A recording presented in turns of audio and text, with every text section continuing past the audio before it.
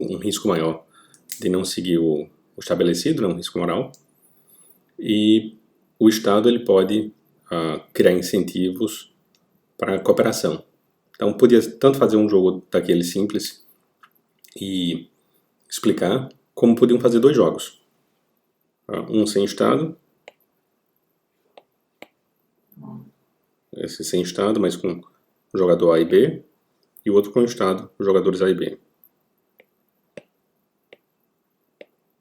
E aí só os resultados, os números que seriam diferentes. Em um haveria cooperação, no outro não.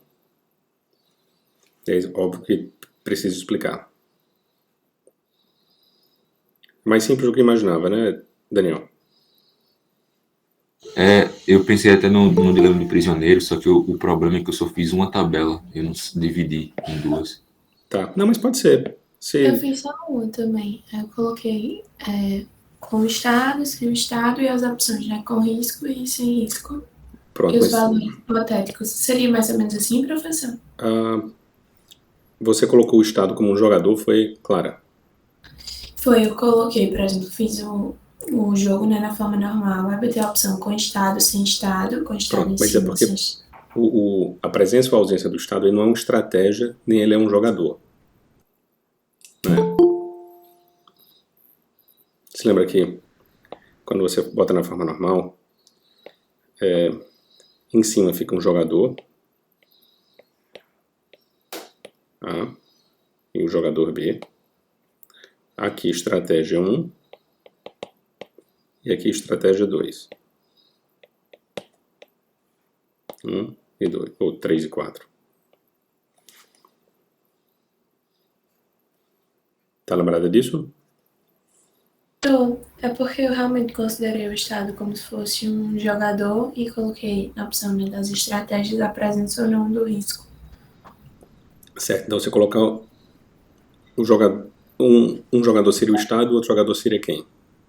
Sem o Estado. Qualquer jogador. Seria a sociedade? Isso. Certo. Então vamos lá. Para ver se eu entendo. Colocou Estado e sociedade. Tá. E aí quais seriam as estratégias? Intervir ou não intervir do Estado, né? Isso, exatamente, professor. Tá. Intervir ou não intervir. E da sociedade seria o que? Cooperar e não cooperar?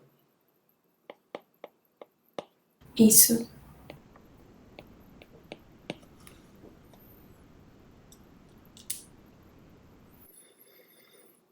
Tá, esse tipo de jogo é possível. Então, só para descrever aqui, você colocaria jogadores, Estado, sociedade,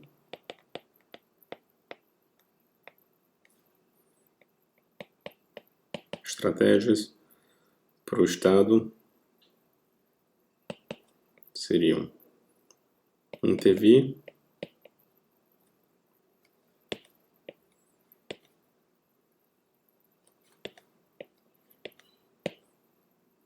e não intervir.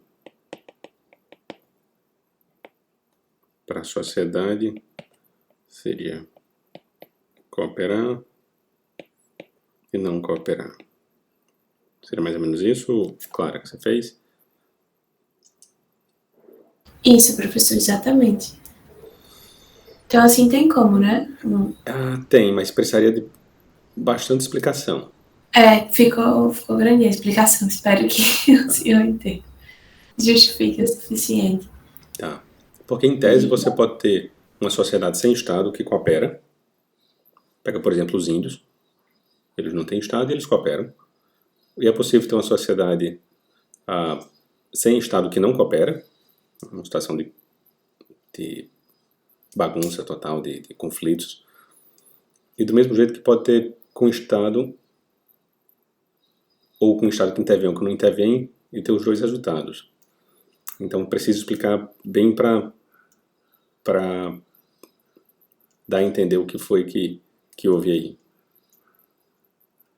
Mas, em tese, é possível. Como a gente conversou na semana passada, na teoria dos jogos é um negócio bem aberto, então quase qualquer relação você consegue descrever. Só que algumas são mais trabalhosas do que outras. Essa é uma bem trabalhosa. Mas é possível.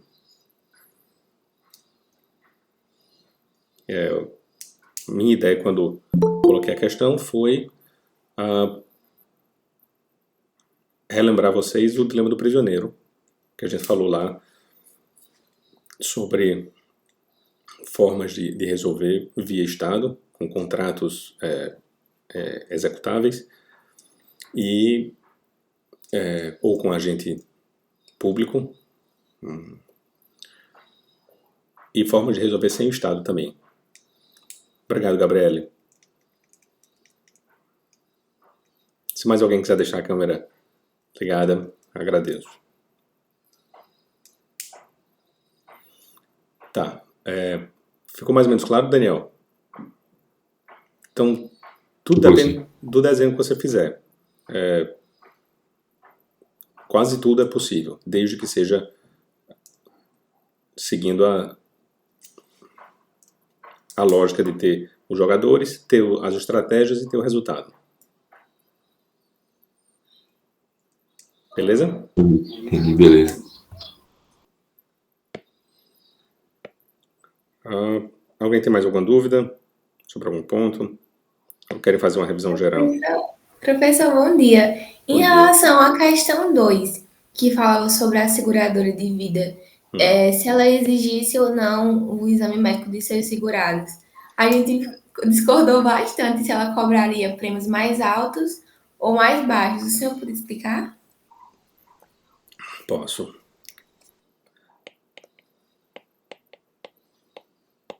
Informação nunca é ruim.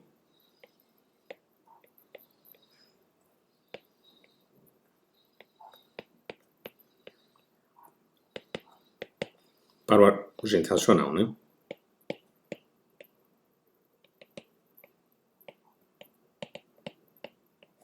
Se a empresa tem mais informações, sempre é melhor. Sempre ela vai conseguir cobrar um valor menor. Por que você acha, Marla, que poderia cobrar um valor maior? Professor, eu pensei que ela poderia cobrar um preço mais baixo também. Tá, Foi um porque preço mais baixo com as informações ou sem? com as informações. Sim. Porque se ela sabe quem é quem, ela pode excluir os que são ruins. Isso. Como a gente trabalhou, inclusive, com o exemplo do plano de saúde. Não foi em sala de aula, eu falei do plano de saúde. Mas qual seria a lógica de você ter mais informações e ser ruim isso?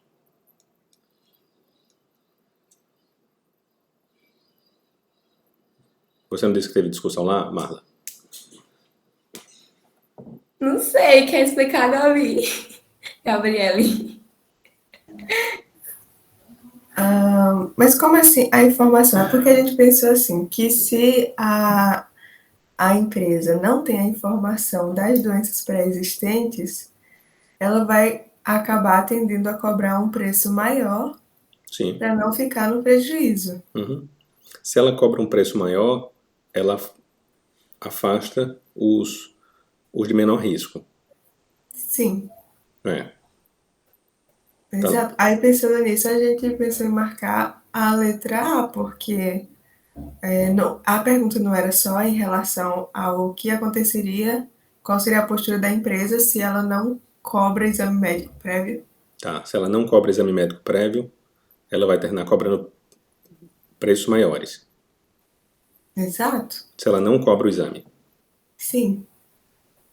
Mas não foi isso que a gente colocou. Ah, tá. Então tá certo. Porque o que eu falei é o inverso, né? Se ela cobra, se ela tem mais informação, se ela tem o exame, ela consegue ter preços menores. Sim. Se ela não tem, ela não consegue diferenciar. Então, É Marla, porque agora... professor, a gente também ficou numa dúvida que, por exemplo, depende do prêmio que a gente está falando, né? Porque a empresa vai cobrar prêmios maiores em relação às outras que cobram exame médico, mas para aqueles que não têm tantas doenças pré-existentes. Já para aqueles que têm doenças pré-existentes, de certa forma o prêmio seria menor Tá. para Mas, na empresa que não cobra exames. mas considerando que a maior parte dos países proíbe diferenciação de preço, lembra que a gente falou sobre diferenciação de preço? O preço tem que ser um só. Então o preço médio vai ser maior ou menor? É menor. Se ele pedir o exame, é menor. Não é? Se ele não Sim, pede o exame, é maior. exato. Por isso que todas as seguradoras, plano de saúde e tudo, eles pedem declarações de saúde ou exames de saúde. Não é? Que é exatamente para fazer esse screening, para separar quem é quem. Marla, agora me explique o seu raciocínio.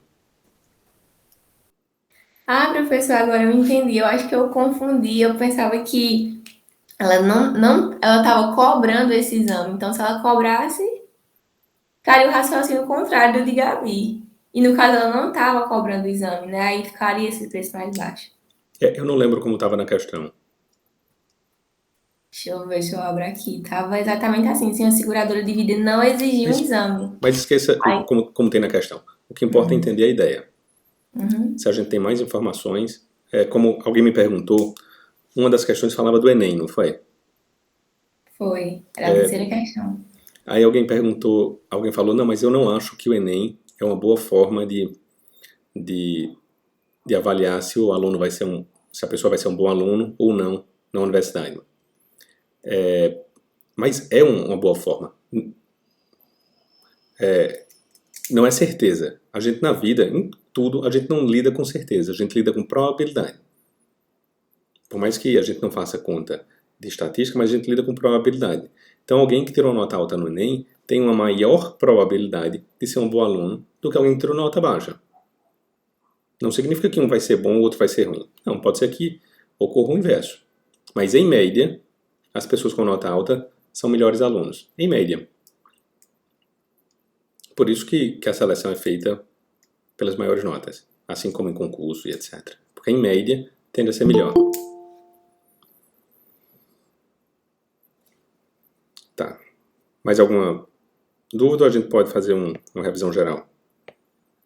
Passar por alguns pontos mais do início. Vou deixar essa frase porque é importante. Informação nunca é ruim. Tá? Até tem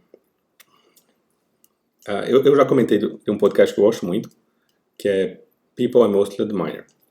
E aí, o Hosser lá, que é um economista, ele falou sobre uma pesquisa que foi feita sobre longevidade e tal. E existem algumas formas de você detectar doenças graves que a pessoa vai ter por exames genéticos, né? E aí ele ficou discutindo uma pesquisa que foi feita sobre se as pessoas, se pudessem saber quando iriam morrer, se elas queriam essa informação ou não. E ele ficou surpreso, eu também fico, que a maioria das pessoas, assim, era um número significativo, mais de 80% das pessoas, preferia não ter essa informação de quando ia morrer. Ou mesmo que não fosse o dia exato, fosse nos próximos 10 anos, sei lá. E ele ficou impressionado porque para um economista típico, para quem lida com homos econômicos, que se a gente é racional em economia se chama homo econômicos. Mais informação é sempre melhor. Então ele ficou impressionado, e eu também fico, que as pessoas às vezes não querem saber sobre... não querem ter mais informações. Mesmo que seja sobre o fim de sua vida. Mas enfim, não vou replicar a pesquisa aqui para saber de vocês, não. Mas, seguindo. Vocês têm alguma dúvida ainda sobre algum ponto? Seja desse último trabalho, ou seja dos anteriores?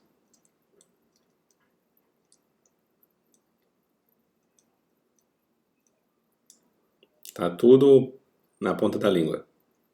Então não tem o que revisar. Lembram, vamos voltar lá pro iniciozinho. A questão do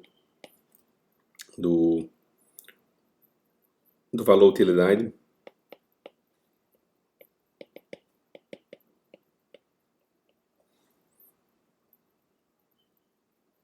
Lembra, né? Do que significa, da avaliação subjetiva, da utilidade marginal decrescente.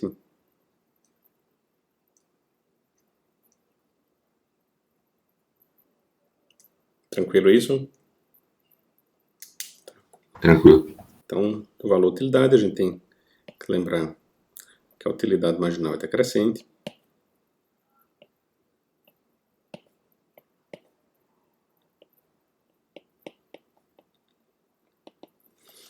Alguém pode explicar o que é utilidade marginal decrescente? É o nível de satisfação por cada unidade consumida. Isso é a utilidade marginal, por cada Sim. unidade adicional a mais, né?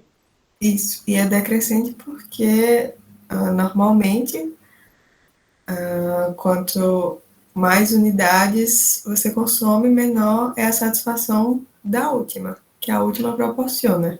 Tá. Faz sentido para você isso, Gabriele? Sim. Quanto mais de uma coisa você tem, menos o valor adicionado.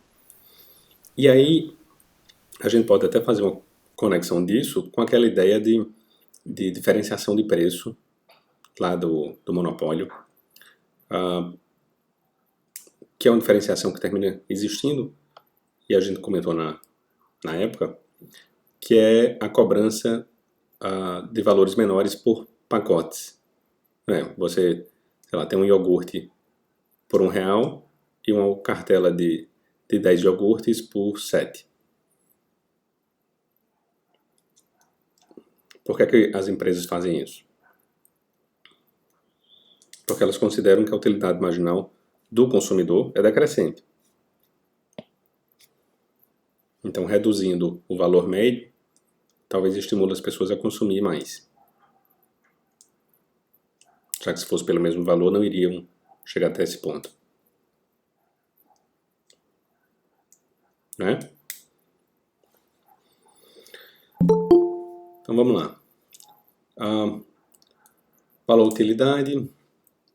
A gente viu as curvas de indiferença, né? Que também saem do valor utilidade.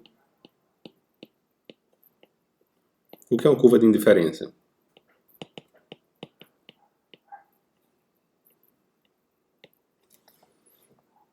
Hein, Luísa?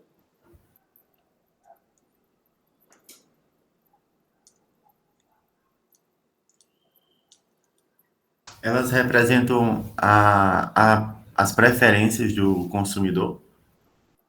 Certo. Mas uma curva em si, o que é que ela mostra, Felipe? Ela mostra a utilidade entre dois bens. Tá. E todos os pontos dessa curva têm o mesmo nível De satisfação. Exato. Sim. Tá. Além das curvas de indiferença, as curvas de restrição orçamentária. O que são?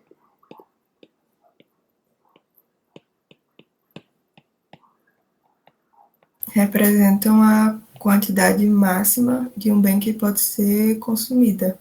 De dois bens assim, relacionados. Dada a sua dotação, né? Oi? Dada a sua dotação orçamentária. Tá.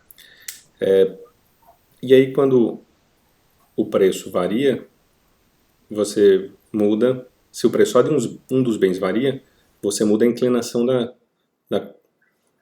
restrição orçamentária. Não é verdade? Se o preço muda, você muda a curva de indiferença, Marla? Pode repetir, professor? Se o preço de um bem muda, você muda, você altera suas curvas de indiferença. Eu posso comprar mais, né? Dependendo assim, se o preço baixar, aí eu posso comprar mais desse bem. Eu acho que eu iria para uma cesta de indiferença maior. Certo, mas você muda seus gostos. Não. Tá. E aí, quando o preço de um bem só ele vai mudando, a gente vai construindo a curva de demanda. Lembram disso?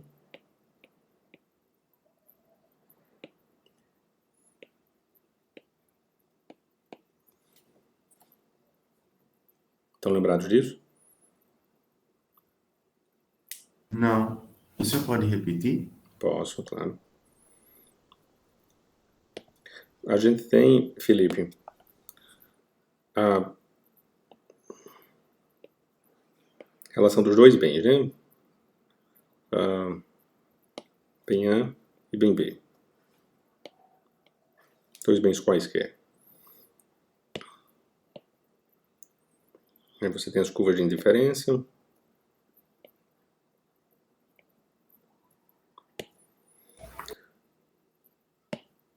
E suponhamos que tem aqui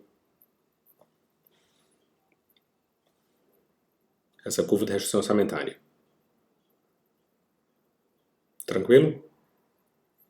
Aham. Tá. Se, vamos botar aqui B1. Se o preço do bem A, ele aumenta, essa curva, ocorre o que com ela, Felipe? A de restrição orçamentária, ela reduz. Certo? Reduz A para área desse triângulo, ela fica menor, do triângulo retângulo. reduz para cá. Pode ser, mas altera a inclinação, não, professor, da curva? Não sei, eu estou perguntando. Isso aqui me diz. Não sei. Siga seu instinto. Acredito que altera sim a inclinação. Certo, então ela não vem para cá, né? Ela permanece... Ela permanece em B, Tá. mas ela em A ela diminui. Então ela vem tipo para cá. É, Né? Quando o preço do A aumentou, não foi? sim. Tá. Em geral, para a maioria das relações de bens,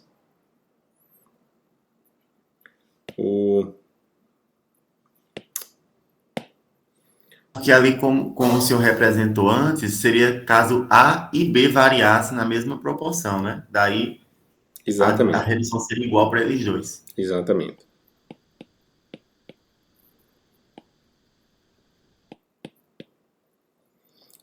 Em geral, para a maioria dos bens, e a gente tem que lembrar que existem bens que têm relações especiais, né? Bens inferiores, bens complementares, substitutos. Mas, em geral, se você aumenta o preço, você diminui a quantidade de A1 para A2.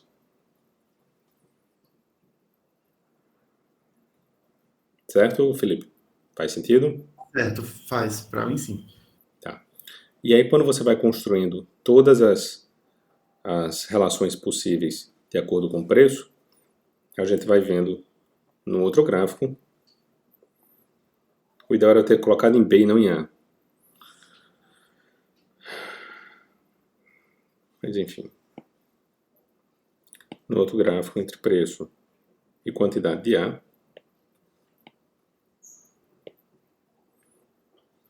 que quando o preço é 1,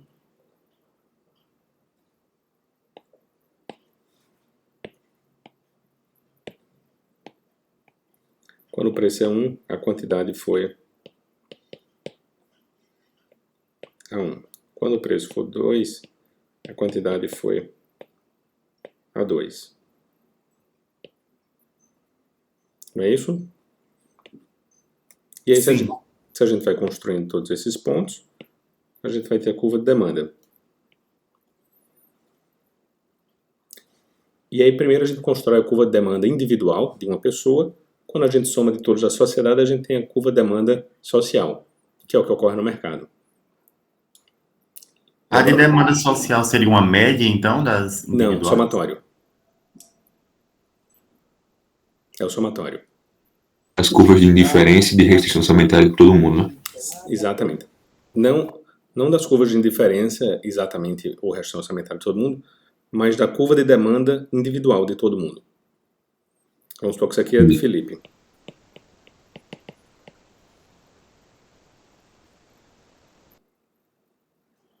Aí soma com a sua, Daniel. Tem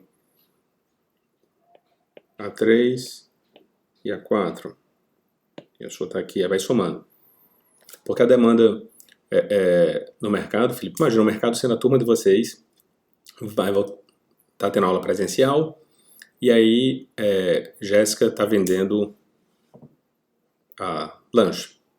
Levou o brigadeiro. A sua demanda, a sua quantidade demandada, Felipe, vai influenciar todo o mercado da sala, não é? Por isso que não é média. É somatório. Todos vocês vão comprar dela. Ou das pessoas que queiram vender. Entendi, professor. Faz sentido para mim. Então, é um somatório. E aí é importante entender que é o somatório dos que fazem aquele mercado. Tá? Eventualmente o mercado pode ser só uma turma, só vocês. Nem todo o mercado é a sociedade inteira. Mas o mercado é somente quem consome aquilo, né? Quem tem o hábito de comprar aquilo, né? Sim. Dos demandantes. Sim.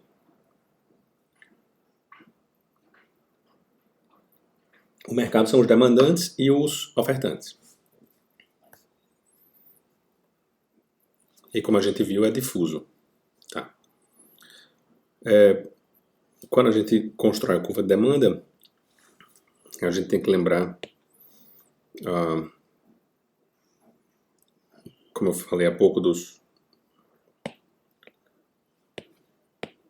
diferentes tipos de bens que existem.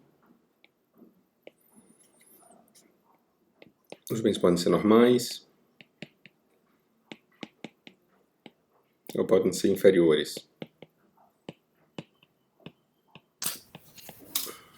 O que é um e o que é outro?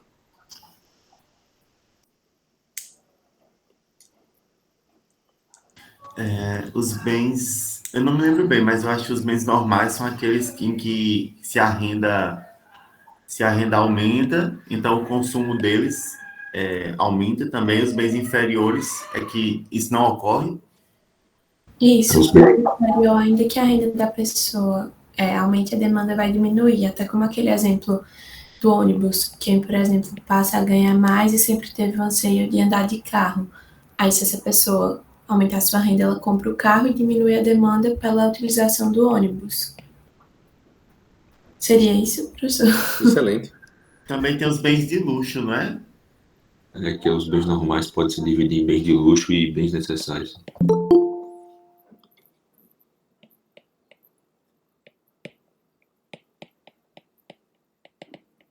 Então, a elasticidade de renda nos bens inferiores, ela é negativa, né? Isso, porque ela reduz o consumo, né? Quando a renda aumenta. E nos bens normais é positiva. Tá. Aí Clara deu o exemplo de bem inferior como sendo o ônibus. Não foi isso? Aí Daniel acrescentou que existem os bens de luxo e necessário. Qual a diferença entre bem de luxo e bem necessário? E um exemplo de cada um. O bem de luxo é que a elasticidade é maior do que um. Daí, quando a renda aumenta, o consumo desse bem aumenta. Eu não entendo nada de economia, Felipe. O que é elasticidade maior do que um? Significa que nessa proporção entre aumento da renda e aumento do consumo, o aumento do consumo ele é maior do que o aumento da renda, ele não é igual. Daí, se a renda aumenta, Se a renda dobra, por exemplo, o consumo desse bem, ele não vai dobrar. Ele vai ter uma razão maior do que 2. Vamos supor, triplica o consumo. Então, sei lá, eu gosto de comer pizza, um exemplo. Daí, se a minha renda dobra, ao invés de eu comer pizza ao dobro, eu vou comer 3 vezes mais do que eu comia antes. É um exemplo, assim, uma situação bem simples. Tá, perfeito.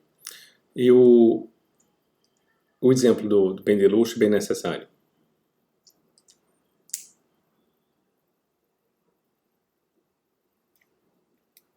O de luxo seria o caso de pedir pizza em casa. E o necessário pode ser uma coisa que a gente já faz no dia a dia, vamos supor, combustível, colocar combustível. A gente não vai aumentar o consumo de combustível de uma forma absurda, porque a renda aumentou. Tá, excelente a compreensão, Felipe.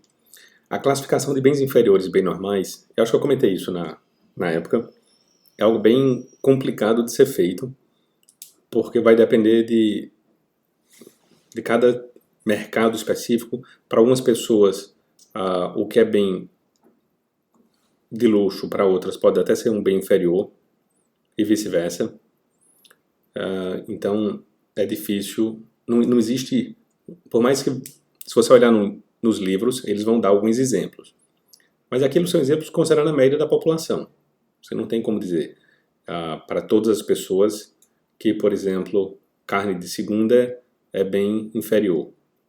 Porque para quem não come carne, por não conseguir comprar, aquilo pode ser até um bem de luxo. Então não existe uma caracterização universal para os bens. Mas a compreensão é exatamente a que você teve, Felipe. É importante entender os conceitos. E não se enrijecer que sempre... pronto, Clara comentou que o ônibus é um bem inferior. Para quem anda a pé, o ônibus pode ser um bem necessário, pode ser um bem de luxo. A pessoa ficou tão contente que aumentou até mais do que precisava o consumo de ônibus, rodando na cidade só para conhecer. Sim, e os preços das passagens influenciam muito no dia a dia da população, né? Sim. Mas aí, o conceito ficou claro para você. O que mais? Além dessas duas classificações de bens, a gente tem a inter-relação entre os bens. E eles podem ser complementares e substitutos. O que é um, o que é outro?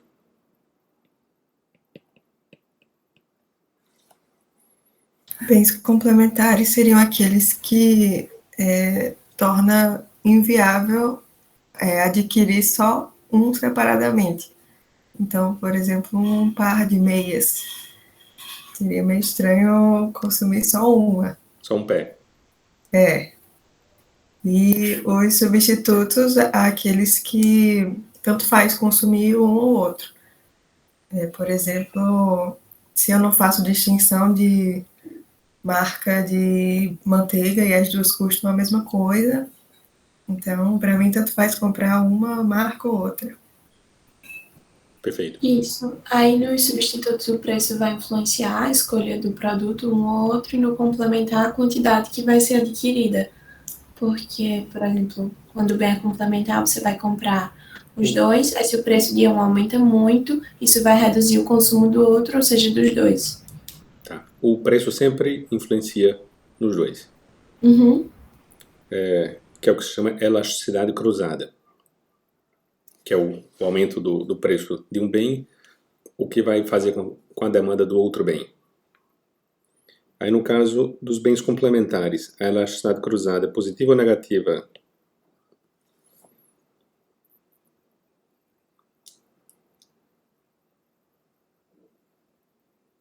Antes Positiva? disso...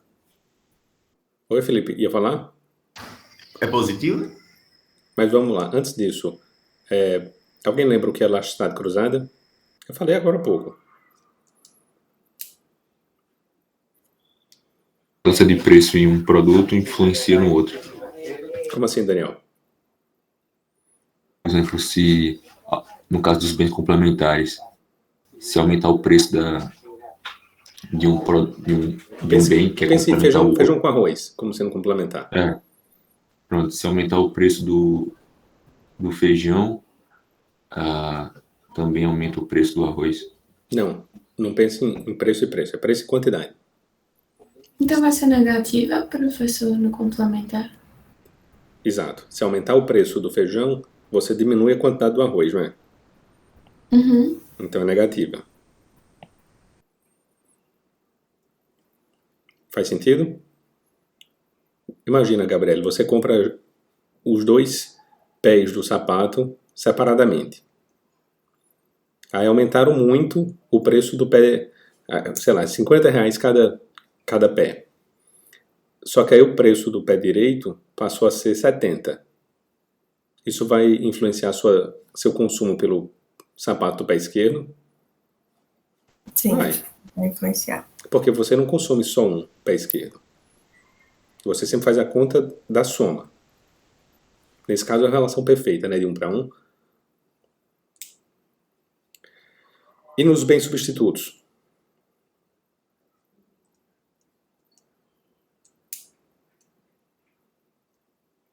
O que acontece na elasticidade cruzada dos bens substitutos? Seria positiva, professor? Por quê, Gabriele? Porque se o preço de um aumenta, por exemplo, você vai preferir comprar o outro. Então, o consumo pelo outro aumenta. Tá. Faz sentido? Ou não? Sim. E aí,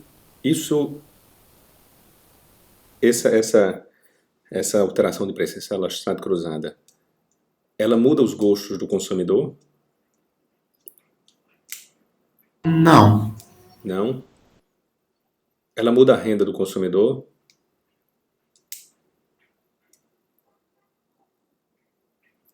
Muda a restrição orçamentária, né? Tá. E aí a gente desloca a curva, se lembra? Sim.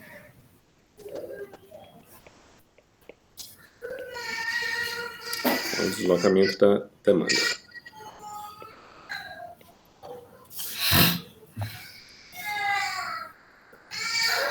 Tá. Só uma coisa com relação às elasticidades que a gente tratou aqui, tanto a elasticidade renda como a elasticidade cruzada. São conceitos muito claros na teoria econômica. É fácil você explicar, acho que vocês conseguem explicar com palavras para qualquer pessoa, qualquer adulto consegue entender se você explicar, mas se vocês forem usar mais adiante esses conceitos, seja na vida profissional, seja na academia, seja nos trabalhos da universidade, não usem esse nome, porque é um nome técnico. Então é melhor, ou até usem, mas expliquem o que é, porque o jurista em geral não vai saber. Tá? Então, se você estiver tentando explicar por que uma alteração legislativa, porque uma decisão vai causar impacto para outro setor, para outra coisa, não se restringam a dizer que a elasticidade cruzada é positiva. Expliquem o que é isso. Certo. Aí, daqui a pouco a gente volta para essa questão do deslocamento da demanda. Aí depois a gente passou para a decisão do empresário, né, do produtor. Lembram como foi que a gente chegou na curva de oferta?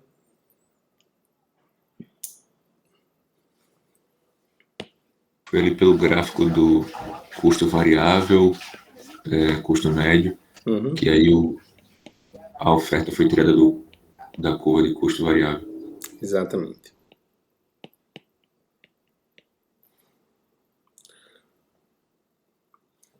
Precisa desenhar novamente aquelas curvas ou Vocês lembram? Lembra, Gabriele? Acho que sim, professor. Tá. E aquela parte, eu vou desenhar só para... Eu sei que vocês adoram meus desenhos.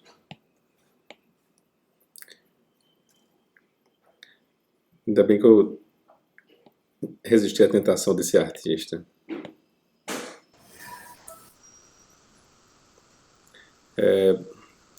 Essa é a curva de custo marginal. E a vermelha, o custo médio. A partir de que ponto ele vai produzir, Daniel?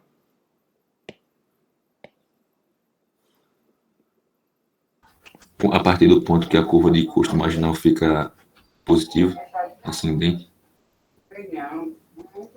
A partir do ponto A, do ponto B ou do ponto C? Do ponto B. Perfeito. Deixa eu acrescentar ainda outra aqui.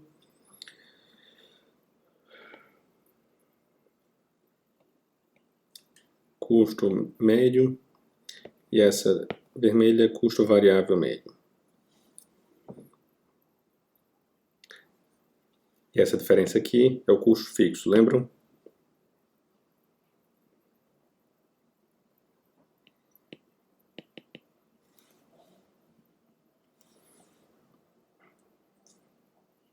Tá. Ele vai produzir a partir do ponto B. Não é isso, como o Daniel falou? Porque nesse ponto, o custo marginal, quer dizer, o preço tem que estar aqui, que é o benefício marginal. O custo marginal vai ser igual à receita marginal. A partir desse ponto B, vale a pena ele produzir, ele não tem mais prejuízo. Não é isso? Abaixo do ponto B, para ele não vale a pena produzir. Então a curva de oferta dele vai ser até esse ponto B vai ser 0. E a partir de então vai seguir aqui a curva de custo marginal.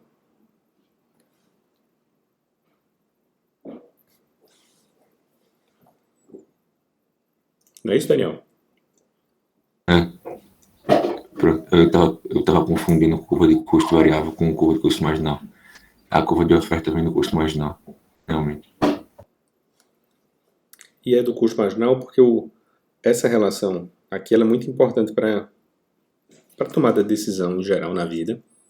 Isso não serve só para decisão do produtor, mas a gente viu também que isso serve para a relação de trocas lá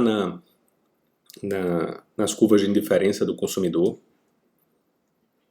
E é importante ter isso claro, assim, a gente vai produzir até o ponto onde o custo marginal seja igual à receita marginal. Isso faz sentido para vocês, essa relação? Sim, que é até onde não tem prejuízo, né? Não tem... Imagina, Felipe, você gosta, qualquer pessoa gosta de tirar nota boa, não é? Sim. Tá. Você estuda 24 horas por dia? Não. 20 horas por dia? Não. Por quê? Bem menos. É humanamente impossível. Não, dormir 4 horas por dia é possível. Por que você não faz isso? Para mim não é possível, não, professor. Não morre, não. Mas por que você não faz isso? É inviável. Não dá, nem dá prazer. Pronto. Ou seja, o que acontece? O custo é muito alto. Sim. É uma questão de custo. Então, a partir de certo momento, o custo passa a ser muito alto para um benefício, e o benefício também, a utilidade marginal é decrescente, né? Uma coisa é você aumentar um ponto de 6 para 7, outra coisa, vamos botar meio ponto. O que é mais importante, aumentar de 6,5 para 7 ou de 9 para 9,5? 6,5 para 7, com 6,5 para 7, né? Quanto mais você vai aumentando a pontuação, ela vai perdendo um significado para você. Ou seja, o benefício marginal vai reduzindo. Não é verdade? Sim. Então você vai estudar até o ponto em que ou o ideal é você estudar até o ponto em que o benefício marginal seja igual ao custo marginal. Na hora que você vê, eu já estou sabendo do assunto, já tem uma visão geral e acha que já dá para tirar uma nota suficiente, você para e vai dormir, não é? Sim. Então, essa análise custo-benefício é importante em tudo que a gente faz. Tipo, tem um amigo meu que diz que a melhor posição para passar num concurso é o último lugar, dentro das vagas. Imagina, são, sei lá, o curso de Direito, são quantas vagas? 50? 40? 50. 50. O 50º vai estudar no mesmo lugar que o primeiro lugar, não vai? Vai. Mas ele tem certeza que ele não estudou 1 minuto a mais do que precisava. Sim. É. Vai. Entendi. Então, o que passou em primeiro, ele teve um custo muito maior e o benefício que ele vai ter é igual ao do que passou em 50º. A questão é a pessoa se garantir de que passará em 50º. É outra questão. Não, e óbvio que é uma brincadeira, porque eventualmente o primeiro ou os primeiros ainda tem algumas outras vantagens, né? É uma sinalização de mercado. Tem gente que coloca essa informação o resto da vida. Já vi gente com 50 anos, o cara falando que passou em primeiro lugar no vestibular. Foi 30 anos atrás, rapaz. Mas tem gente que faz isso. Daniel, ia falar alguma coisa? Não. Só achei curioso essa história. Apesar de que, às vezes, o que passou em primeiro lugar já está fazendo um concurso há tanto tempo e já pegou a manha. Aí nem estuda tanto pro próximo. Sim. Tem muito disso. É mais uma brincadeira, mas tem uma lógica por trás. Então, isso serve para tudo. O ideal é a gente produzir até o ponto em que o custo marginal seja igual ao benefício marginal. Se a gente alocar mais recursos depois disso, a gente vai, em geral, ter um prejuízo. E se colocar menos, vai deixar de ter um benefício. Também tem um prejuízo. E por que a gente produz a partir de B e não a partir de C?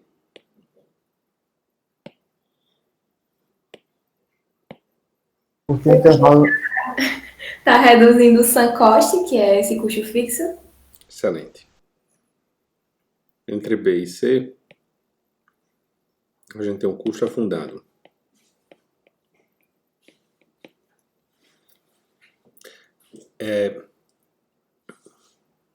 Até vi ainda naquele mesmo podcast que eu falei, uma entrevista muito legal de Richard Thaler, que é também economista lá em Chicago e ganhou o Nobel por suas contribuições em economia comportamental, que é uma área bem legal. Acho que eu falei para vocês de economia comportamental, eu citei a área. E aí o Thaler fala que, como economista, ele considera o sunk cost, mas que, em geral, é importante as pessoas saberem que os outros não vão considerar. Então, a recomendação que ele dá para as turmas dele, ele ensina na escola de administração, o pessoal do MBA, basicamente. E aí ele recomenda para as pessoas não considerarem nas suas decisões empresariais, porque é custo afundado, assim, já foi, não adianta. Então, não considere o custo afundado, mas saiba que provavelmente os outros vão considerar nas suas tomadas de decisão. Então, quando for alguma inter-relação com outras pessoas, elas vão considerar. E tem uns estudos bem interessantes sobre isso, e para a economia é engraçado. Imagina, se você acha, Gabriele, um ingresso para um show, diga um show de uma banda legal, de alguma coisa, sei lá, Coldplay. Você paga o preço do ingresso é R$500, certo? E aí eles dividiram o universo da pesquisa em 2 grupos. Para um grupo, ele deu o ingresso. Para outro grupo, ele deu os R$500 para comprar o ingresso. E aí o cara foi e comprou o ingresso. Faz diferença entre um e outro? Em tese não, né? Só que no dia a pessoa não podia ir para o show. Quem foi mais para o show ou não foi? Você acha que o comportamento foi igual? Entenderam o desenho da pesquisa, não? É diferente, né? Sim. Tem Eu 2 acho grupos. que quem foi mais foi o pessoal que comprou. Pois é. Tem alguma lógica nisso? Não tem. A pessoa que comprou, ela poderia ter usado esse dinheiro para outra coisa. Mas como ela comprou o ingresso, ela pode ficar com aquele remorso, né? Caramba, eu já gastei. Então eu tenho que aproveitar. Ele está considerando o custo afundado. Que não deveria considerar, né? Porque aquilo já passou. E como esse estudo, existem vários outros parecidos. Mas eu achei legal essa frase do Teller, dizendo que ele recomenda as pessoas não considerarem, porque não é racional, mas saiba que, em geral, as pessoas vão considerar esse custo. Então, se você for, sei lá, tomar uma decisão que se relaciona com outras pessoas, saiba que as outras pessoas provavelmente vão considerar. Mas vocês entendem porque a gente não deve considerar, né? Maria Eduarda. Por que É porque eu já perdi, não é? Exatamente. Isso já foi. O que você tem que considerar é o nível de satisfação daqui para frente. É aquela história de não adianta chorar pelo leite derramado. Porque ele já derramou. Já. Eu lembro do exemplo que o senhor deu do ingresso do cinema. Eu nunca esqueci desse exemplo, porque faz muito sentido com o nosso dia a dia. Às vezes a gente vai assistir uma coisa e não tá tão legal assim. Sabe outra coisa, Felipe? Quando você compra uma sobremesa ou um prato, você vai num restaurante, aí vive namorando com um prato lá. Só que ele custa, sei lá, R$50. Uma sobremesa. Aí você, pô, eu vou comprar esse negócio. Aí compra e é ruim. O que é que você deve fazer? Depois dessa disciplina, eu aprendi que eu não sou obrigado a comer. Professor, eu tô me sentindo tão mais livre. De verdade, um dia às vezes eu tenho coisas assim, eu penso, mas peraí, eu não preciso disso, isso é irracional. Daí eu me comporto de outra forma. Fico contente de ouvir isso. Fico muito contente. Mas, pois é, você compra ali um chocolate ou que seja bem caro. Aí, em geral, as pessoas comem porque, não, já paguei, vou comer. Meu amigo, está causando desprazer. É irracional isso. O que a gente pode, talvez, e que eu acho que é racional, é dar para outra pessoa, né? Porque a gente não perde nada e alguém ganha. Exatamente, perfeito. Isso se chama melhora de quê, Felipe? Eficiência? Eficiência de quê? De quem? Pareto. De Pareto. Você encontra uma alocação mais eficiente de Pareto. E melhor ainda, Felipe, se ao invés de dar, você vende. Aí já é outro nível. Outra fase. A Você próxima vai fase. vender o trem todo babado, professor, pelo amor de Deus. Não, mas aí você não precisa falar desses detalhes todos. Não é? Formação assimétrica, né? Nesse aspecto. Agora. Exatamente, é uma assimetria de informação. E o risco moral, professor? Você não precisa passar a informação pro outro lado. Não é? Inclusive, vocês vão aprender no direito civil, mas foi boa essa sua pergunta, João, do risco moral, porque no direito civil, vocês não pagaram ainda não, né? Contratos? Tá. Não. Tem uma discussão, ou um ponto chamado dolus bonus e dolus malus. Quando você vai estudar, acho que é assim, e o dolus malus. Quando você vai estudar lá na parte dos vícios de vontade, a questão do dólares bônus e dólares malos está estritamente ligado à informação. Que é comum quando você vai comprar alguma coisa, as pessoas dizem, esse aqui é o melhor produto do mundo. Não fazem esse tipo de coisa? O dólares malos é que é proibido pelo direito, que é quando a mentira, quando a ausência de informação, ela diz sobre algo essencial do produto e que é mentira. O dólares bônus é admitido pelo direito, que é a mentira que faz parte da propaganda, assim, aquele exagerozinho, que às vezes é um exagero demasiado, mas é admitido pelo direito. Tá? Esse pode. Então, aquelas propagandas que dizem que é o melhor do mundo e tal, pode. Então, Felipe, se você for vender aí sua sobremesa que você não gostou, você diz, olha, essa é a melhor do mundo, eu estou vendendo porque eu estou cheio, assim, não é que eu não gostei, não. É maravilhoso, mas eu tenho uma alergia a chocolate que eu só descobri agora. E isso pode, o direito aceita isso. Olha aí. Jéssica, se levem esse conselho, caso encontre o professor em algum restaurante e ele oferecer algo. Eu perguntar se vocês não querem comprar uma sobremesazinha, metade da sobremesa. Não, mas voltando a questão aqui, então, a gente escolhe no ponto B, porque entre o B e o C é custo afundado. Tá? Certo, então, essa curva preta é a curva de oferta dessa empresa daqui.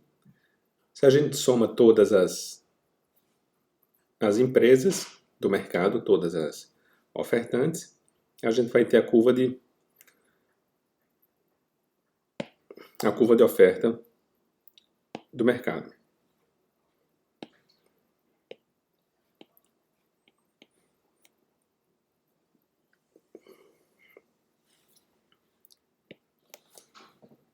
Tranquilo? Lembram disso, né? Sim. E aí, quando a gente coloca a curva de oferta e a curva de demanda juntos, a gente vai encontrar a quantidade e o preço de equilíbrio. Tá. E isso daqui é um quadro importante. Entender o equilíbrio entre a oferta e a procura. Certo? Em várias situações, a gente pode ter deslocamentos da oferta e da procura, né? Como a gente viu isso no trabalho e na prova. O que pode deslocar a curva de oferta?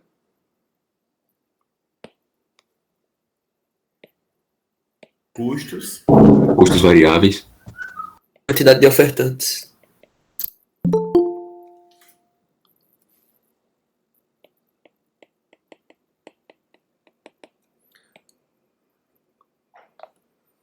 Tá, quantidade de ofertantes. O que mais? Alguma coisa? Tá. No curto prazo, a gente pode resumir a isso, né? Alguém pode dar um exemplo de cada um deles?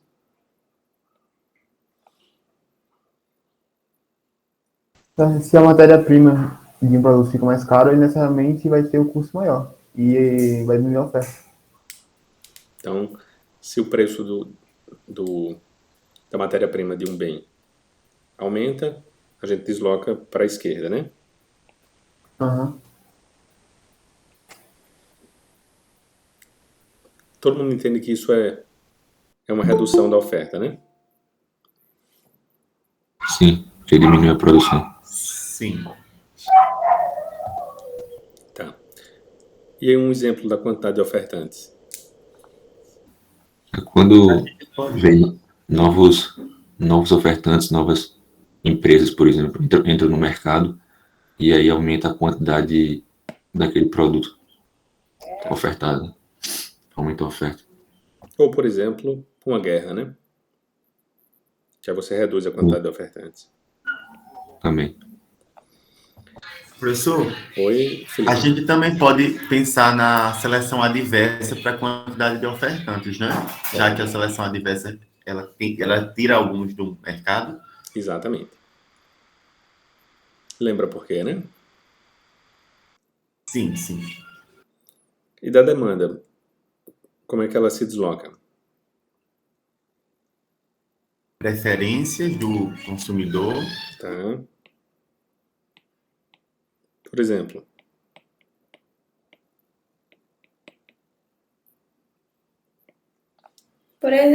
se o consumidor deixar de gostar de um bem, tipo, se ele gostava muito de maçã e depois ele deixa de gostar, ele vai diminuir a demanda por esse bem. tá. Em geral, para ter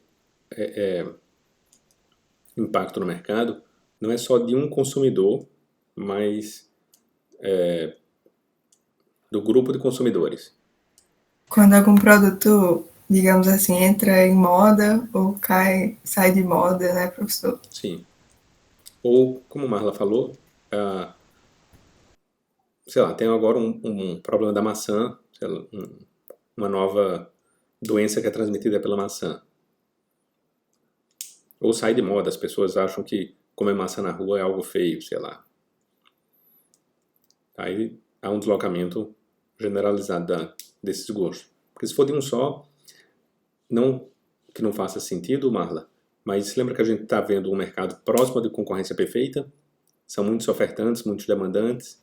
Sim. Só, tipo, uma pessoa só não afetaria, né? Só se fosse um comportamento generalizado. Mas a ideia foi boa. Assim como o exemplo de Gabriele, que é o efeito moda. Até tem uns modelos bem interessantes que relacionam a satisfação a um efeito em rede. Você, sei lá, gosta mais de um bem na medida em que outras pessoas com as quais você anda, elas também têm esse bem. Então, faz com que as pessoas consumam mais de uma marca, por exemplo, porque eu ando com o Felipe e com o João, eles têm esse relógio aqui, eu também vou usar para ficar descolado como eles. Tá. Além das preferências, o que mais desloca a demanda? A expectativa. Preço? Oi? Como o Felipe falou, eu também falei da expectativa em relação a um produto. Como a gasolina, né? Por exemplo, o governo anuncia que o valor da gasolina vai aumentar, digamos que semana que vem. Então, o aumento essa semana vai ser bem maior. A semana não, por exemplo, amanhã o preço da gasolina vai ser X. Então, hoje as pessoas vão querer abastecer seus carros, algo assim. Tá. Como colocar como risco? Que está ligado à expectativa. É possível que o risco altere a demanda, como você falou. Claro, as pessoas acham que vai ter A gente viu isso durante a pandemia, né? Logo no começo da pandemia, as pessoas foram nos supermercados e acabaram certos produtos. Porque ficavam com medo que acabasse todo jeito e aí anteciparam essa compra. Jéssica falou a renda. Como assim, Jéssica?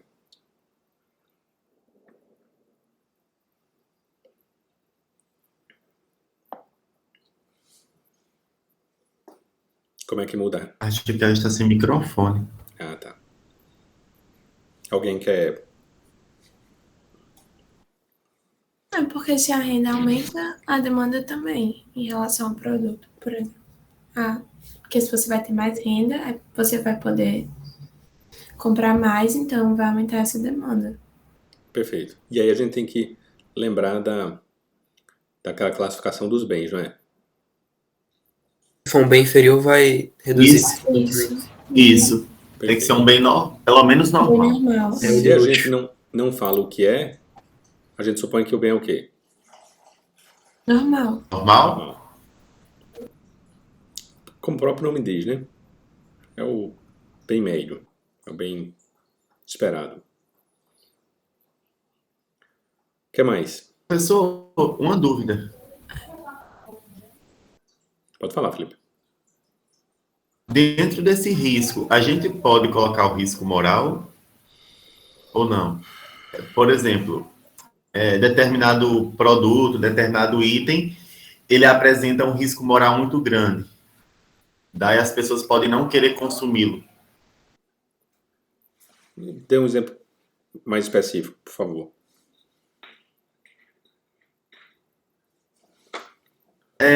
Vamos supor, determinado aparelho ele está apresentando muito defeito naquele mercado. Muitos comentários de que está dando problema.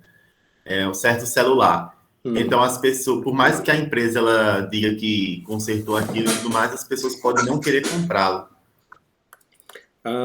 Eu acho que isso estaria mais dentro da preferência. Aqui de riscos está ligado à expectativa. Certo. O que mais? Além desse daí, o que mais pode influenciar? O número de compradores também. Certo. O preço dos bens correlatos. Boa. E o que isso quer dizer? Quer dizer a variação de preço daqueles bens substitutos ou complementares. Exatamente. Aquilo que a gente viu. Não é isso? Isso.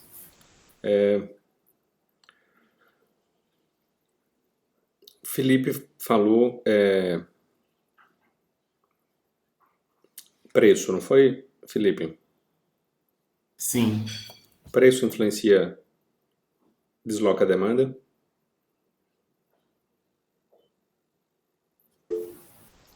Apenas a quantidade demandada. Exatamente.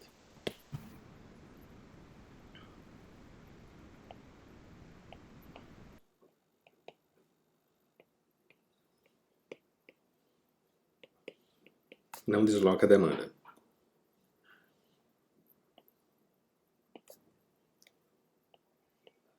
Só a quantidade.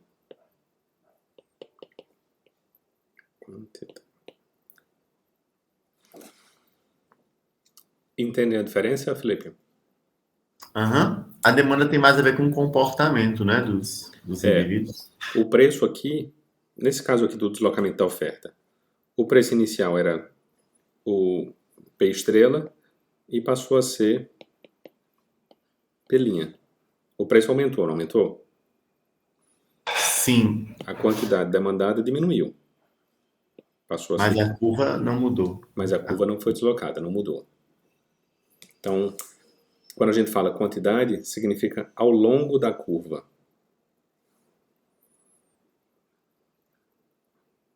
Certo? Certo. Acho que foi clara. Alguém falou aqui a quantidade de ofertantes. De demandantes. Demandantes, perdão. Eu vou colocar, apesar da gente não falou isso, mas... Porque tanto a quantidade de ofertantes como de demandantes, se a gente está no mercado de concorrência perfeita, isso não influencia, porque é um grande número. Mas como na prática os mercados não são absolutamente perfeitos, quando a gente vai descendo para a realidade, influencia.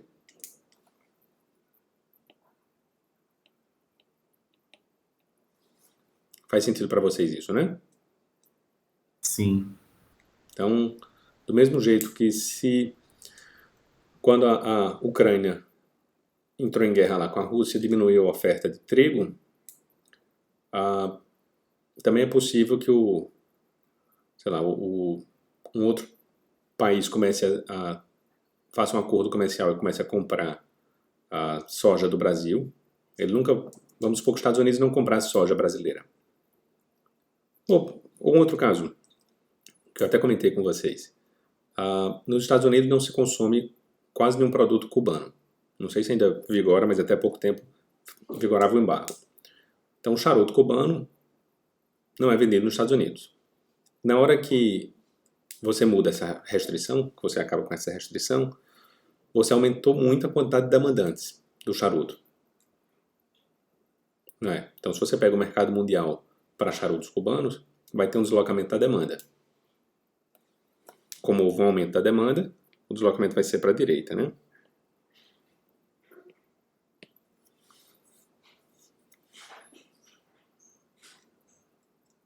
Tranquilo isso? Sim. Tá. Essa inter-relação aqui é muito importante para a gente entender os efeitos das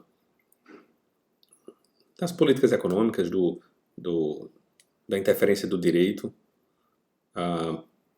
das relações sociais no mercado, tá? Nas relações de preço e quantidade.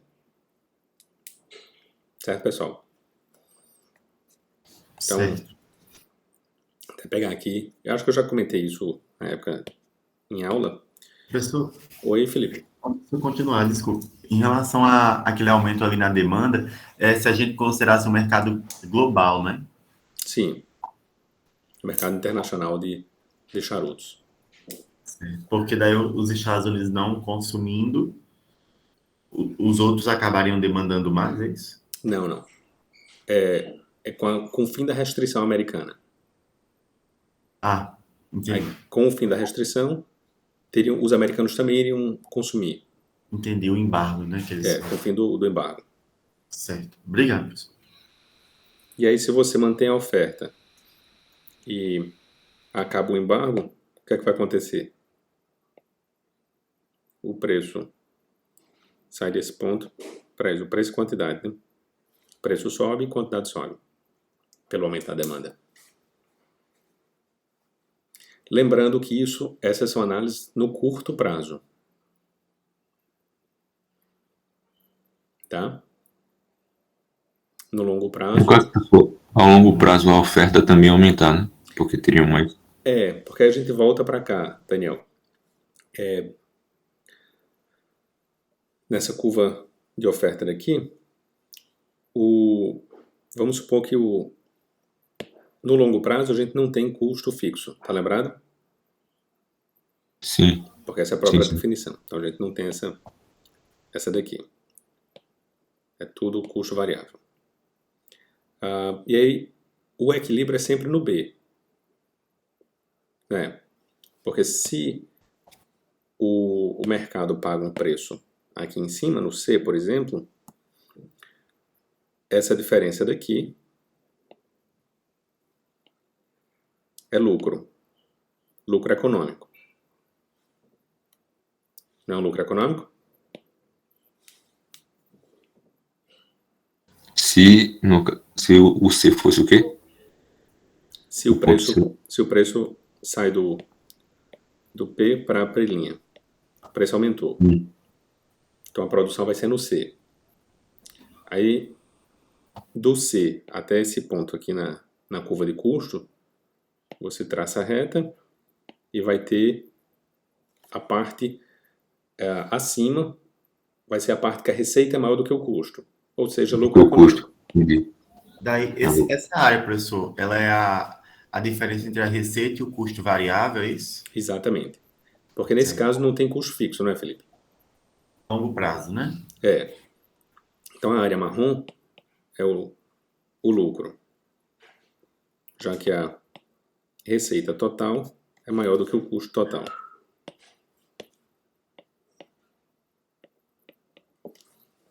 Tá. Quando tem lucro econômico, significa o quê? Que vai ficar mais atrativo para as outras empresas. Aí vem mais ofertantes, mais empresas para o mercado. Então, é uma relação dinâmica. No caso daqui, aumentou o preço. A gente teria uma outra, no longo prazo, um deslocamento da oferta para a direita, para que o preço voltasse a ficar no equilíbrio. Tá? Mas as análises de longo prazo são mais complicadas. Porque... Isso parte. Oi, Felipe. Isso parte daquela ideia de que o próprio mercado ele se autorregula? Exato. Na verdade, isso é uma consequência. Por conta dessas interações de um setor com o outro, é que ele se autorregula no longo prazo. Mas a ideia de que o mercado, ele por si só, ele consegue regular essas questões, vem justamente dessas análises, Exato. dessas constatações? Exato. Existem modelos de equilíbrio geral. Entendi. Obrigado. Nada. Esses são modelos dinâmicos. Tá, mas até, inclusive, eu lembrei... Cadê? Aqui. Eu lembrei de vocês recentemente, porque algo, inclusive, que a gente tinha comentado sobre a questão desse lucro econômico e que atrai outros setores e tal. E, salvo engano, eu tinha falado do negócio de beach tennis, né, das quadras de beach tennis. Eu não sei se vocês viram, se vocês sabem, uma das primeiras fica no alto plano, era um lugar chamado Alive, e fechou pouco mais de um mês. Exatamente porque a estrutura deles foi a primeira, estava ganhando muito dinheiro, por ser o primeiro, por ter uma relação de monopólio. Mas aí vários outros começaram a concorrer com preços bem mais embaixo, os preços bem menores, e eles não conseguiram se adaptar. Mas fechou. Quando a gente encontrar um colega, pode até dizer, né, que na disciplina de economia a gente já havia previsto esse fenômeno. Dá um ar assim de arrogância e tal. Não, eu já sabia, já tinha previsto isso. O problema tem uma frase de um economista chamado John Kenneth Galbraith. É um economista importante do século XX. E ele diz que as previsões econômicas só servem para dar credibilidade às cartomantes. Mas ele é era macroeconomista. E o problema principal, Felipe, a gente não trabalhou com macroeconomia, mas as previsões em macroeconomia são muito mais complexas e por isso tendem a errar muito mais. Em microeconomia tem mais avanços científicos, então é mais fácil de prever alguns comportamentos. Só que aquelas previsões assim de como é que vai estar a inflação daqui no final do ano.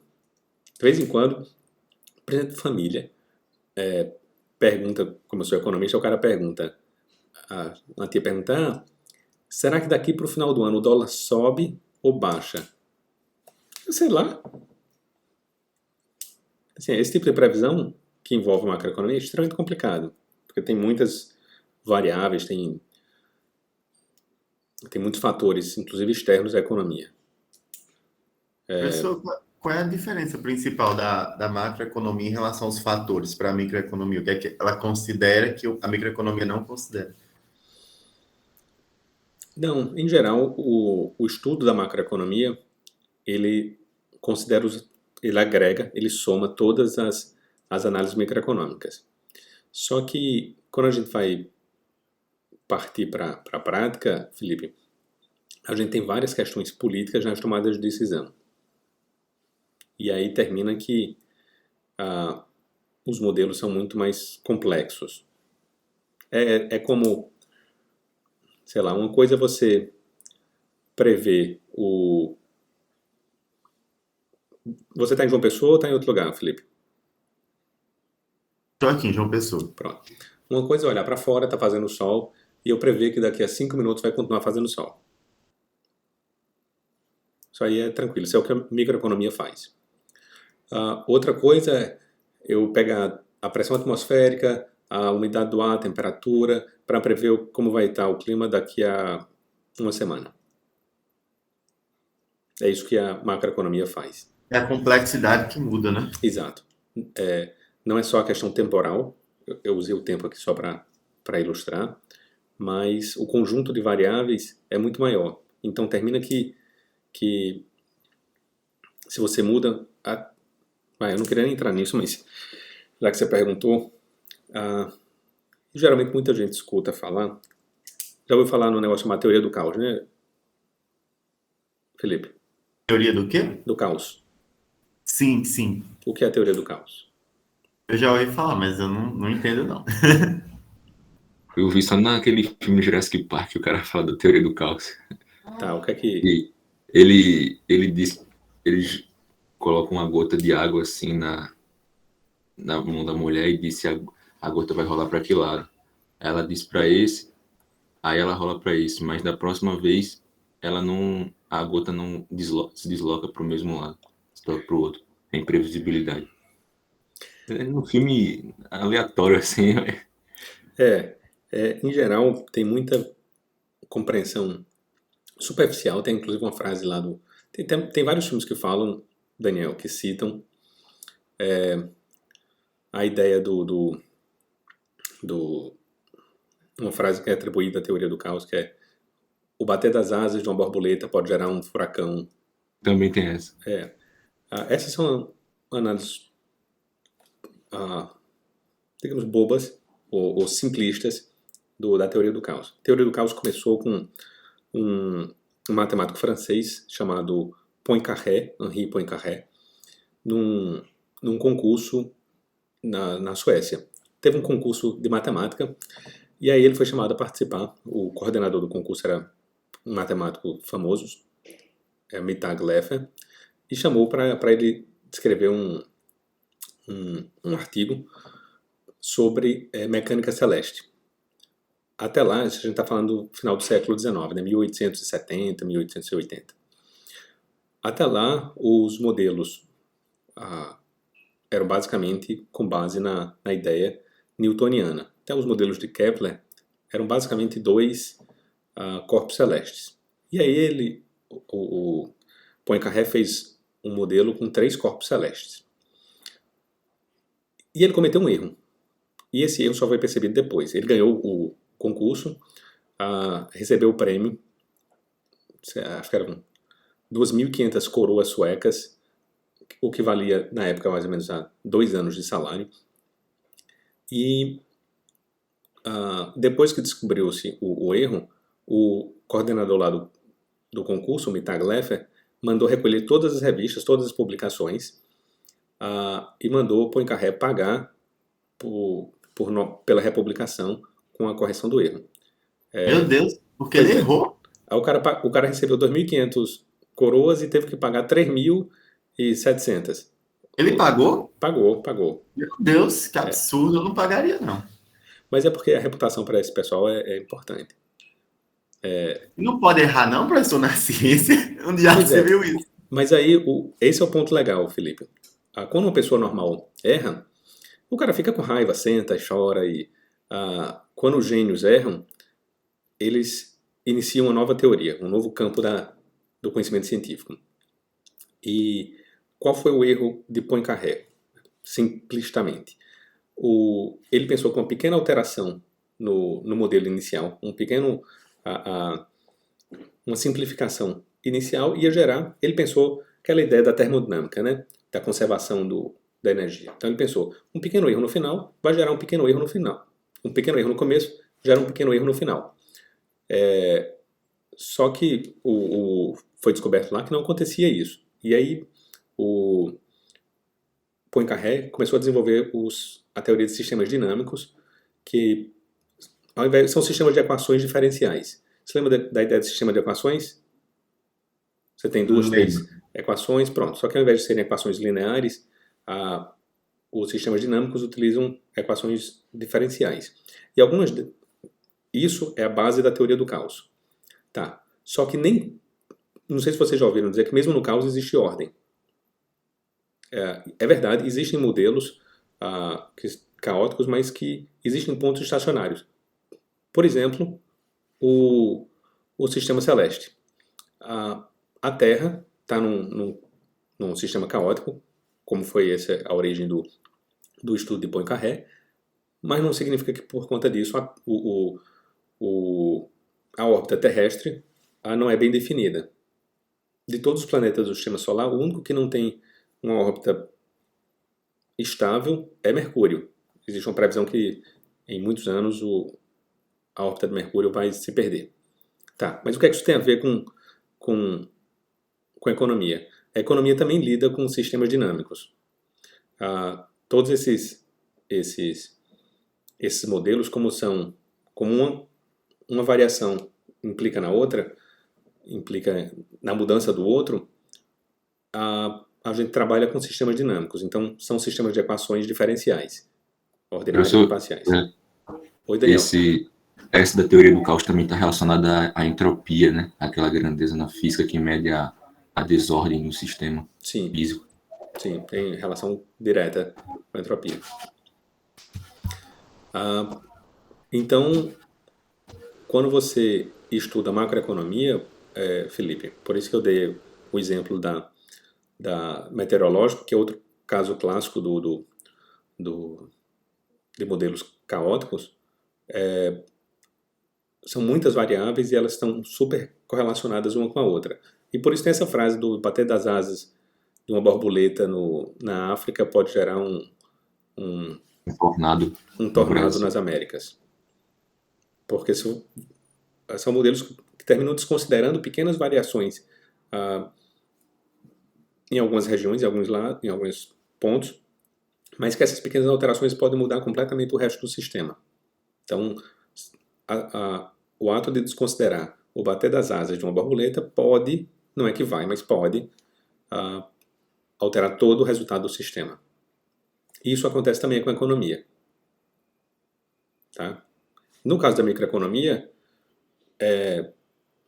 são modelos mais limitados, mais simples. Então fica mais fácil da gente prever alguns comportamentos. E ainda assim, com níveis de probabilidade. Enfim, se tiverem interesse, só vou escrever aqui o nome do matemático. O cara era muito bom. Poincaré, acho que é assim. Henri Poincaré. E o nome do cara do evento lá na Suécia é Mittag Leffler. Acho que no ensino médio a gente vê alguma coisa em relação a esse matemático. Esse nome não é estranho. Ele tem contribuições para muitas áreas. Muitas áreas. Tanto da matemática pura, como para matemática aplicada, como divulgação científica. Mas, enfim, foi só uma pequena digressão. Vou botar aqui isolado para não pensar que faz parte do assunto. Pois bem, então a gente tem essas relações entre os mercados, mas a gente sempre vai fazer análise de curto prazo. Porque no longo prazo a gente precisaria de modelos dinâmicos. Então esse é o mercado de concorrência perfeita e as suas interações, né?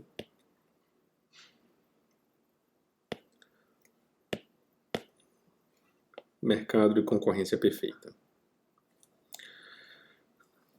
Quais são as falhas de mercado que a gente viu? Que são as principais? Externalidades. Oi? Externalidades. Tá, João. Informação O que é externalidade? É uma falha de mercado que é um efeito externo que influencia na produção ou no consumo de determinado bem. Tá. Me dê um exemplo, por favor. O clima numa fazenda que pode tanto prejudicar ou beneficiar a produção.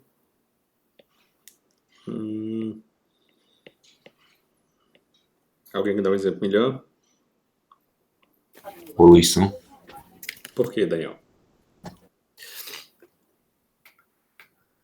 Que, por exemplo, o dono da empresa que está poluindo, ele não considera o custo da poluição, que o custo da poluição está causando na sociedade, né?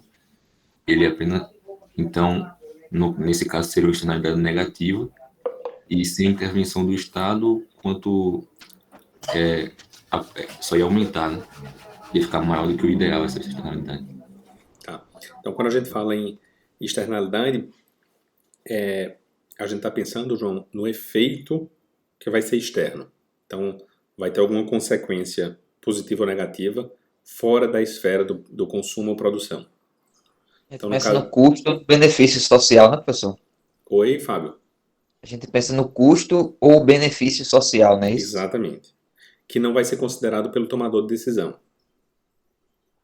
Uhum. Então, pelo menos em um primeiro momento, né? Não entendi. Pelo menos em um primeiro momento que ele não vai levar em consideração, né? Exatamente. Como o caso lá que Daniel falou, da empresa que polui. Ou do fumante ao seu lado. Hoje em dia, tem muita gente que fuma pendrive, né? Aí chega o cabo do seu lado, aí chega um dos dois Felipe. Pronto, um Felipe senta do lado do outro aí, na aula, aí pega o pendrive e começa a fumar. Porque diz que ali não é fumo, ali é vapor. Mesma merda. Beleza, com todo respeito, o gosto não se discute. Só que aí o Felipe com I tá fumando e o Felipe com E não gosta. O Felipe com I tá gerando uma externalidade pro outro Felipe, não tá? Sim. Porque você não está considerando, na hora do seu consumo, o prejuízo que vai causar no outro. Do mesmo jeito do cigarro, o seu vizinho com som alto, ouvindo um tipo de música que você não gosta. E se for um tipo de música que você gosta? Daí a gente elogia, né? Pede até para aumentar. Por quê?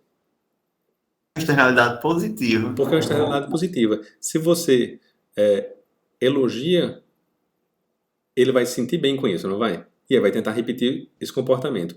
O elogio, Felipe, excelente ponto. É uma forma de internalizar esse benefício. Entende por quê? Como assim? Não. Em geral, considerando que as pessoas gostam de elogio, certo? As pessoas se sentem bem ao serem elogiadas. Podemos partir desse pressuposto? Podemos sim. Tá. O cara tá ouvindo, imagina, Rafael tá ouvindo música. Rafael tá ouvindo música aqui, Rafael. E aqui é você, Felipe. Tá? A música chega em você, lhe traz um benefício, não traz? Certo. Só para facilitar, vamos inventar números aqui. Tá gerando 30 de benefício para Rafael e para você gera 10 de benefício. Tá? Os números pouco importam, só importa que tem um benefício. Certo? O benefício total para a sociedade é 40, não é? Sim. Mas Rafael só está considerando 30, porque é o que ele consegue ver. Né? Aham. Na hora que você faz um elogio, considerando que Rafael gosta do elogio, você está gerando para ele um outro benefício de, sei lá, 8, ou 10, ou 20. Os números são aleatórios. Não está fazendo isso? Certo. Agora, ao invés de considerar só os 30, ele vai considerar os 30 mais os 8. Então, ele não considera os 10, mas ele considera os 8, porque os 8, para ele, representa o elogio que é bom, né? Exatamente. Então é como se o elogio fosse para ele um incentivo para continuar mantendo aquele Perfeito. Aquele comportamento. Do mesmo jeito que a crítica também. Abra a janela e desliga essa porra! Ainda não tive essa experiência. Meu vizinho escuta uma música boa. Pronto. Mas aí, se você quer reforçar, vai ajudar a internalizar. E se Bem for... direto, né, professor? Meu objetivo não tem esse negócio de mandar mensagem no Zap, ligar. Rapaz, não precisa ser tão agressivo, não. Pode ir lá, dialogar, né? Como até já aconteceu aqui, às vezes. Sim, às vezes Foi funciona. mais pragmático. Sim. É que algumas pessoas reagem bem, outras reagem mal aos diferentes tipos de incentivo. Tá, então externalidade pode ser positiva ou negativa. Pode ser positiva ou negativa. E tanto pode ser na produção como no consumo. Não é isso, João? O que mais? Bens públicos. Tá, o que é um bem público, João Rodrigues? É um bem que, à medida que ele é produzido, todo mundo automaticamente tem o direito de desfrutar. Aí fica difícil, eu acredito, quantificar, mensurar o benefício, o custo, não sei, perdão, de cada indivíduo da população, assim, uma vez que ele é produzido. Tá? Alguém pode dar uma definição mais específica? É aquela questão de que... Eita, é isso mesmo que quer dizer. Não rival e não excludente. E o que é isso? Não rival é que assim, o consumo não afeta, pelo menos, não afeta o estoque daquele produto específico, né? Perfeito. E não excludente é que ninguém pode ser privado do acesso àquele bem. Ele pode ser consumido por várias pessoas simultaneamente. Como é? Isso. Que o consumo é múltiplo, né? Assim, várias pessoas podem consumi-lo simultaneamente. Esse é o não rival. Ah, sim. O não excludente é você não consegue excluir. Você não consegue afastar as pessoas daquilo. Realmente. Então, quando coloca não excludente é no sentido econômico. Então, às vezes é até possível, mas é extremamente custoso. E aí entra um outro conceito, que talvez seja a origem ou parte do O problema não seria os caronas, não, ao invés dos bens serem públicos? É que tá. O bem público, Felipe, se você fornecer esse bem pela estrutura tradicional do mercado, você permite os caronas. Então, o problema dos caronas é se ele for oferecido por bem público. Imagina, você privatiza a floresta amazônica, por exemplo. Tá? E o proprietário da floresta amazônica decide cobrar uma taxa de todas as pessoas do Brasil, porque supõe-se que há um benefício em ter aquela floresta. Daí deixa de ser público, né? Sim, é privado agora.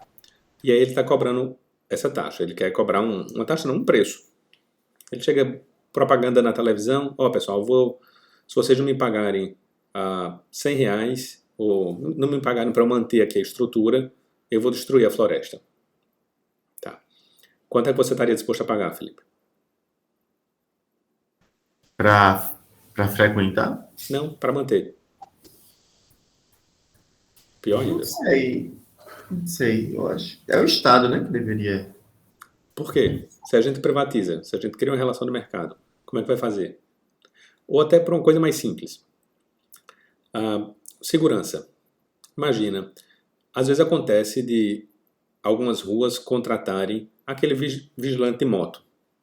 Certamente vocês já viram isso. De moto, às vezes andando. Já, né? Vigilante noturno. E aí, quem vai pagar por aquilo? Os moradores da rua, né? E se alguém não quiser pagar? Se beneficia. No caso aqui da gente, sabe, a gente se beneficia, mas a gente não paga por esse serviço. Pois é. Pega carona. É o problema do carona. E aí, em situações se você aumentar muito a escala, o problema só fica ainda maior. Então, para evitar esse problema, o bem tem que ser provido pelo Estado. Porque o Estado, ele não pergunta se você quer pagar tributo. Como quando vocês estudarem direito tributário, o conceito de tributo é exatamente uma obrigação. Uma obrigação legal. mas alguém pode sonegar. É outro problema, assim, outra discussão. Mas o Estado ele não pergunta quanto você quer pagar para manter a floresta amazônica. Ele simplesmente lhe tributa.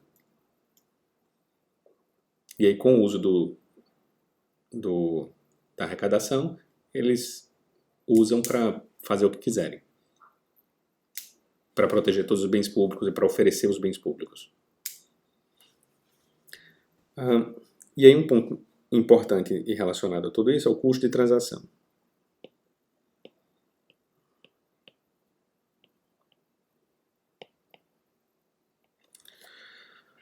Tá, então, o direito, principalmente o direito contratual, mas toda a estrutura jurídica, para facilitar lidar com esses dois bens públicos, com essas duas falhas de mercado, ele deve agir para reduzir os custos de transação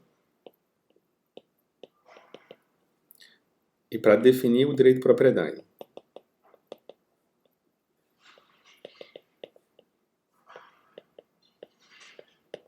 Definir o direito de propriedade significa o quê? Significa o bem ser rival e ser excludente. E pertencer a uma pessoa. Quando a gente consegue fazer isso, a gente permite que as partes, sozinhas, elas cheguem ao melhor entre eles. Tá? Que é o teorema de Coase. Então, no exemplo lá dos dois Philips, um fumando do lado do outro. Se a gente primeiro definir, é possível fumar nas dependências da UFPB?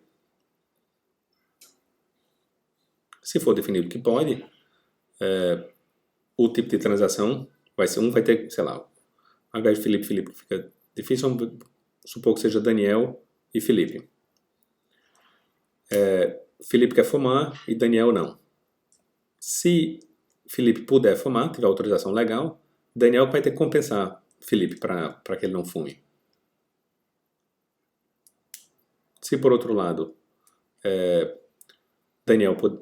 Felipe não puder fumar, ele pode pagar para Daniel, rapaz, deixa eu fumar aqui, eu lhe pago o almoço. E ele pode aceitar. Então, a definição dos direitos de propriedade e se os custos de transação forem baixos, as próprias partes conseguem chegar a um acordo.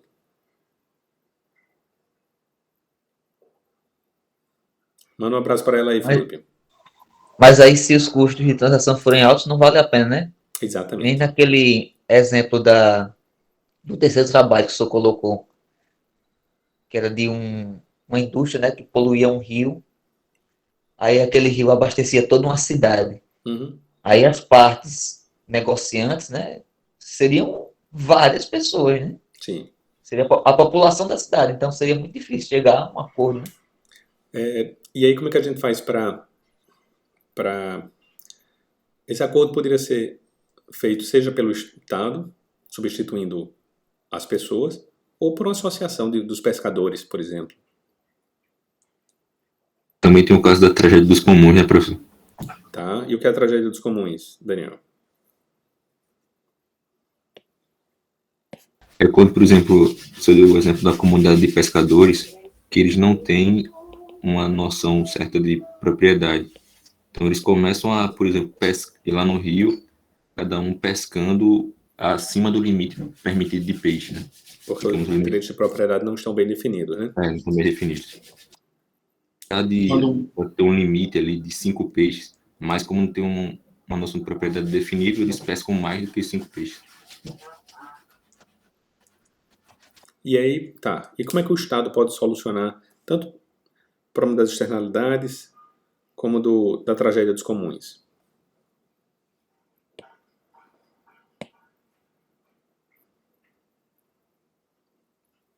Com tributos, professor?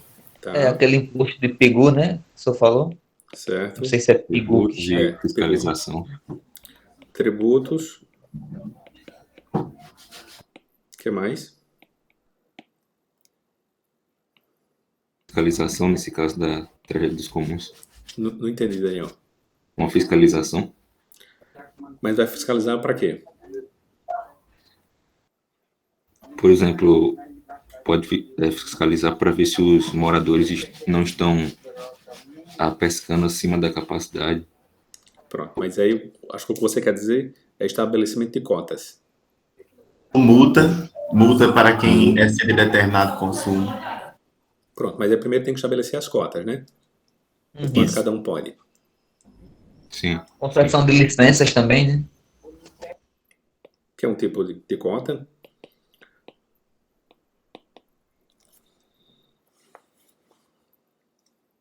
Essas são as principais formas de solução. Existe também a possibilidade de você criar um mercado específico para isso.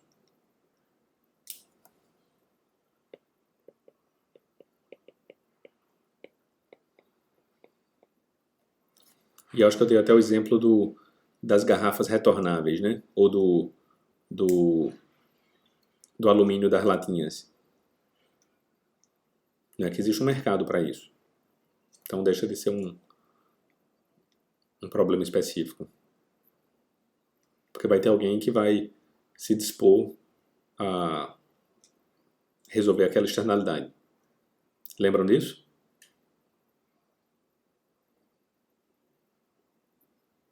Lembram?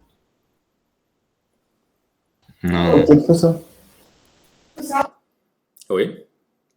Tá. Pode repetir o que você falou? Claro. Eu vi uma... Para certas situações, tem mercado. Então, vamos lá. Se você cria parte do problema do consumo de refrigerante é a solução para as garrafas. Né? Seja garrafa de vidro, seja garrafa de plástico, a logística reversa dessas garrafas. Ou seja, gera uma externalidade o consumo desses bens. Como é que você pode solucionar? Criando um mercado para logística reversa. Tanto para as garrafas como para as latinhas. Qual o mercado que existe de latinha? De reciclável, não é? Existem pessoas que trabalham só recolhendo essas latinhas para reciclar. Então deixou de ser um problema. Você dá uma destinação. Mesmo que o reciclável, as pessoas que trabalham com isso vendem para a empresa que vai reciclar. Mas existem mercados, como os das garrafas, que eles não vendem um vidro, eles vendem a garrafa mesmo. Sei lá, para cada garrafa de Coca-Cola, R$1 é o vasilhame. Então as pessoas ou vão voluntariamente devolvem a garrafa para o bar, ou deixam no meio da rua e vai ter alguém que vai recolher, porque vai querer ganhar aquele dinheiro, vai querer vender o produto. Então o que era uma externalidade do consumo, aquela sujeira, foi resolvido pelo próprio mercado. Se por R$1 ainda assim as pessoas deixarem ali, aumenta o preço. Vai chegar um ponto onde vai criar um mercado e as pessoas vão pegar e levar de volta. Tranquilo? Vamos lá, então, além dessas duas falhas de mercado, a gente tem uma outra falha de mercado muito importante, que é o monopólio, como a gente viu na primeira parte. Monopólio, que é quando a gente tem só um ofertante, e aí ele pode vender por um preço exatamente, Lara, os garrafões de água mineral, o próprio garrafão em si é caro, e aí deixa de ser uma externalidade.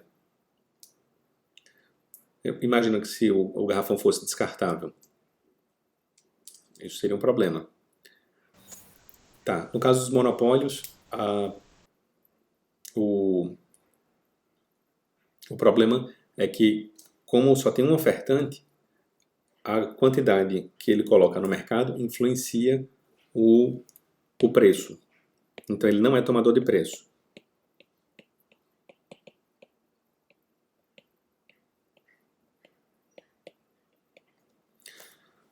Estão lembrados disso, né? E qual o problema disso? Que ele termina vendendo, ofertando ao mercado uma quantidade menor do que seria o socialmente ótimo. A sociedade perde, tem vários produtos que a sociedade estaria disposta a pagar mais do que o custo marginal, mas mesmo assim não é produzido. Tá? Tem a questão das diferenciações de preço, que são interessantes também do monopolista, mas eu vou logo para a última falha do mercado, que são as assimetrias de informação.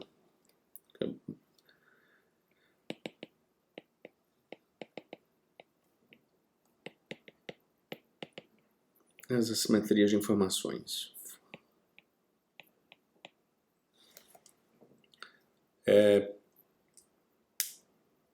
Da assimetria de informação, como é um assunto que a gente viu mais recentemente, eu vou passar mais rápido. A gente tem o problema da seleção adversa.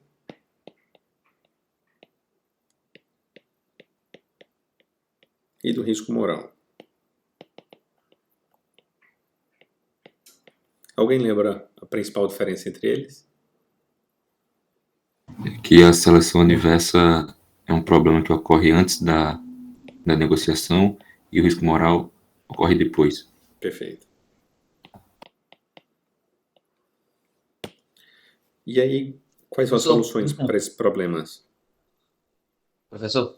Oi, Fábio. Só porque eu estava entendendo também de outra forma. Aí confirme se eu estou certo.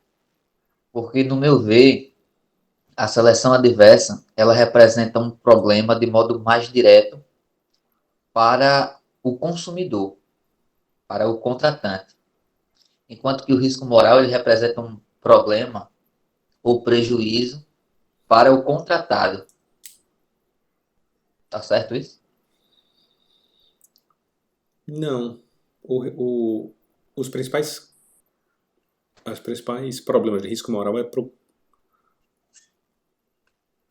os dois podem acontecer, os dois riscos podem acontecer para os dois, ou seja, o prejuízo é para as duas partes. Explico. Na seleção adversa, você prejudica tanto o contratante como parte dos possíveis contratados, porque você afasta os bons do mercado. Então é ruim para as duas partes. E no risco moral também. Porque, por um lado, você, por não ter esse controle do comportamento posterior, termina que o preço termina sendo maior. Então é ruim para as duas partes. Mas eu acho que eu entendi o seu raciocínio, Fábio. Professor? Oi, Felipe. É no risco moral que entra aquela questão do principal agente? Exatamente. Do agente principal, a expressão. Que é você não conseguir controlar depois que assinou o contrato. E é por isso que o contrato tem que ser bem feito antes. Professor, Oi, licença. Eu poderia dizer que o risco moral ele está, porque eu vi isso quando estava pesquisando, que ele está muito associado às ações, né? E a seleção é uma informação escondida, enquanto o risco vai ser uma ação da parte. Certo, pode falar. Pode estar errado não, pronto. Não. Pelo menos eu não consigo imaginar nenhuma exceção. Mas faz sentido. Já. Aqui está ligado à ação e aqui está ligado ao produto, digamos assim, a coisa.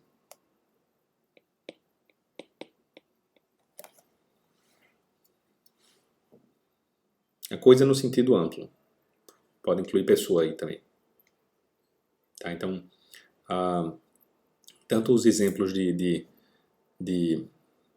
da seleção que eu coloquei lá no trabalho de vocês, usando a nota do Enem, é para evitar um problema de seleção adversa.